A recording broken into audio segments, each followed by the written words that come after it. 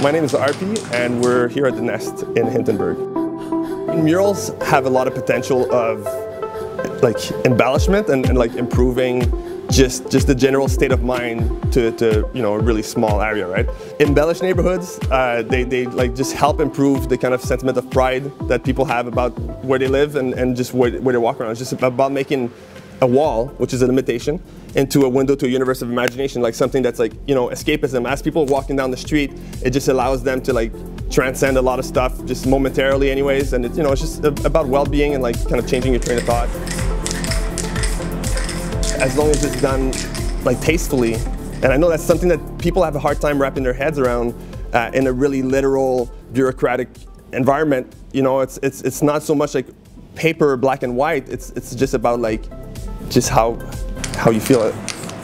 It's constructive competition where people are oh man, I love that guy's work, it makes me want to do better myself, right? And it's everyone's trying to pitch in, not just trying to non-constructive competition where it's there's a limited amount of resources and it cultivates the idea of scarcity where people are well, if you're doing that then I don't get to do it. The reality, there's enough opportunity for everyone around, but you have to empower those opportunities, allow for them to happen, right? As murals are becoming more and more popular and people are waking up to their potential power or whatever. For me, the biggest risk is really about it becoming more another aggressive marketing thing, where people just see it as well, money, whoever's paying for it, who's got money, it gives them the right to do whatever. There's a lot that can happen organically. Definitely the city could invest more and invest better, but if you just allow people to kind of do it themselves, within reason, there's a lot that can be achieved there.